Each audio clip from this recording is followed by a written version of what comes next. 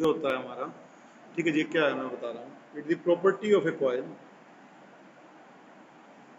It is the property of any coil due to which it will oppose, due to which it will oppose any change in current, due to which it will oppose any change in current flowing through it, due to which it will oppose any change in current flowing through it, ठीक है जी। It is the property of any coil due to which it will oppose any change in current flowing through it by inducing an EMF in it, by inducing an EMF in it, ठीक है जी, by inducing an EMF in it। तो it is the property of A coil, any coil, मतलब कोई भी coil हो सकती है, ठीक है जी। सोलेनोइड की बात कर रहा है यहाँ पे, कॉइल का मतलब यहाँ solenoid, due to which it will oppose any change in the current flowing through it by inducing an EMF in it, ठीक है, इज कॉल्ड सेल्फ इंडक्टेंस। बोलिए बोलिए भाई क्या कह रहे हैं। अब ये मैंने एक कॉइल ली है और इसमें करंट क्या हो रहा है, इंक्रीज दिखाया मैंने आपको। तो कॉइल के अंदर एक ऐसी प्रॉपर्टी है जो इंक्रीज ऑफ करंट का क्या करेगी, अपोज, मतलब चेंज ऑफ करंट का अपोज करेगी। और अपोज कैसे करेगी, उसके अंदर एक ईएमएफ प्रोड्यूस होगी। अब करंट इंक्रीज हो रहा है इस तरफ, करंट इस तरफ फ्लो कर रहा है और इंक्रीज हो रहा है, तो इसमें जो ईएमएफ प्रोड्यूस होगी सेल्फ इंडक्टेंस की वजह से, वो करंट का अपोज करेगी। मतलब ईएमएफ जो है करंट से अपोजिट डायरेक्शन में इस तरह से प्रोड्यूस होगी, ठीक है। तो ये ईएमएफ हमारी इसके अंदर इंड्यूस होगी, ई का मतलब ईएमएफ, आई का मतलब इंड्यूस। और करंट के चेंज का अपोज करेगी, करंट बढ़ रहा था ना और इस डायरेक्शन में जा रहा था, तो करंट को इंक्रीज नहीं होने देगी, तो इससे अपोजिट आएगी, करंट का अपोज करेगी, मतलब ठीक है, करंट के चेंज का अपोज करेगी, ओके। तो जिस प्रॉपर्टी की वजह से ये ईएमएफ इंड्यूस होगा, उसी प्रॉपर्टी को आप सेल्फ इंडक्टेंस बोलते हो, ठीक है। अब इसका दूसरा केस क्या बन सकता है, देखो, यदि करंट मान लो, कॉइल तो वही है सेम, कॉइल इज सेम, अब करंट भी वैसे ही फ्लो कर रहा है, लेकिन मान लो करंट डिक्रीज हो रहा है, इंक्रीज नहीं हो रहा है इस केस में। करंट इस केस में क्या हो रहा है, डिक्रीज। करंट मान लो इस केस में क्या होता है, डिक्रीज, इंक्रीज नहीं होता है, डिक्रीज होता है। तो फिर से ईएमएफ इंड्यूस होगी, अब वो करंट को डिक्रीज नहीं होने देगी, उसके चेंज का अपोज करेगी। इंक्रीज हो रहा था, इंक्रीज नहीं होने देगी, डिक्रीज हो रहा था, डिक्रीज नहीं होने देगी। तो अब सेकंड केस में ईएमएफ किस तरफ होनी चाहिए ताकि करंट डिक्रीज ना हो।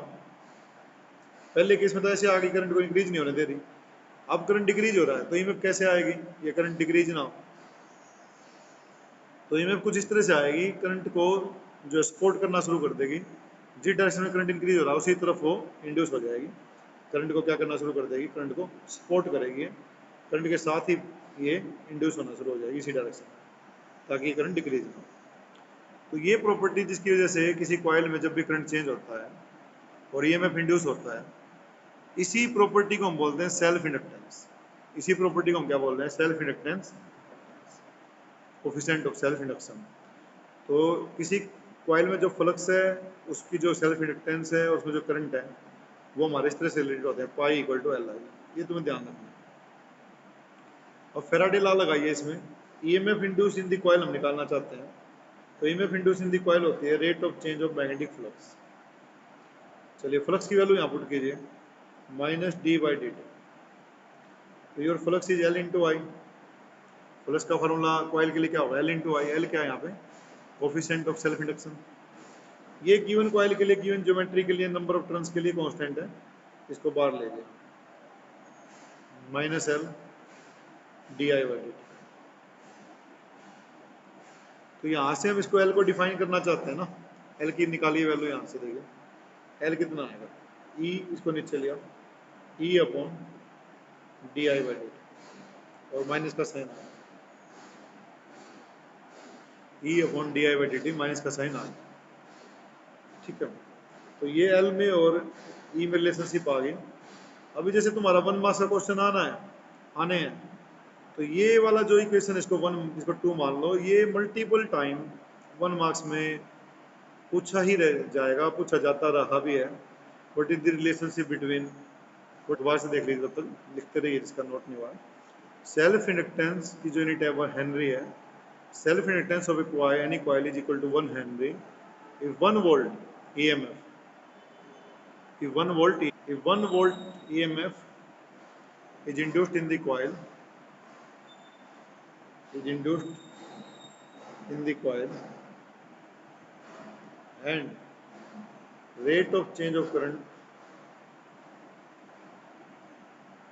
1 volt EMF is induced in the coil due to कर लो इसको, due to rate of change of current due to rate of change of current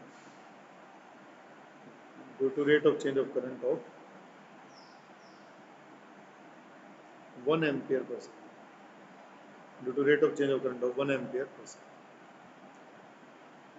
Self inductance of a current carrying solenoid is very important. Multiple time it was asked in the previous exams. ठीक है, okay, तो इससे questions आ सकते हैं 1 marks में भी। Self inductance of A current carrying solenoid, देखो एक सोलेनोइड बना लो,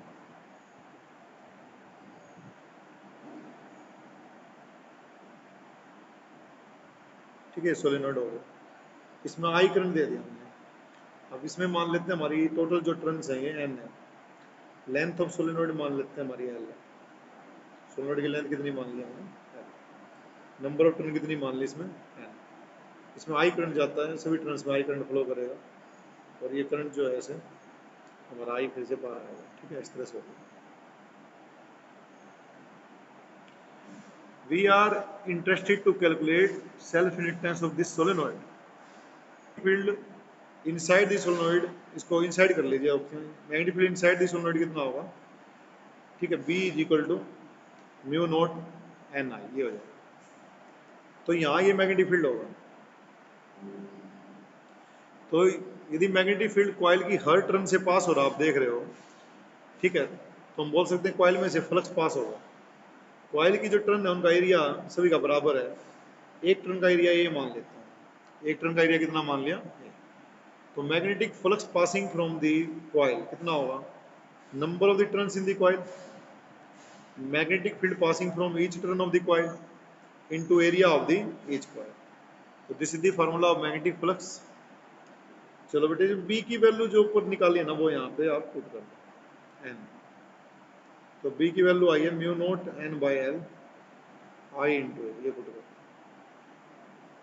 तो यहाँ से फ्लक्स हमारा आ जाएगा mu naught N into N करोगे तो एन स्क्वेयर, आई को ऐसे ही लिख लेना, ए को भी ऐसे लिख लेना और एल को भी ऐसे कैसे लिख लेना, ठीक है, इसको इक्वेशन नंबर 2 आप मान लीजिए, ठीक है, तो इससे फ्लक्स आपका निकल जाएगा।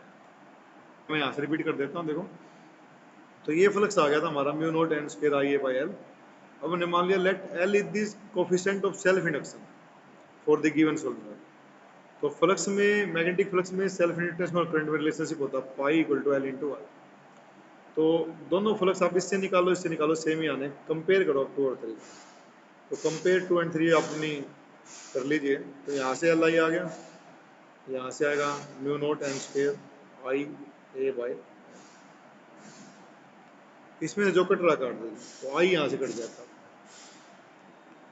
आई यहाँ से आपका कैंसिल हो जाएगा, तो आई को आप कैंसिल कर दीजिए।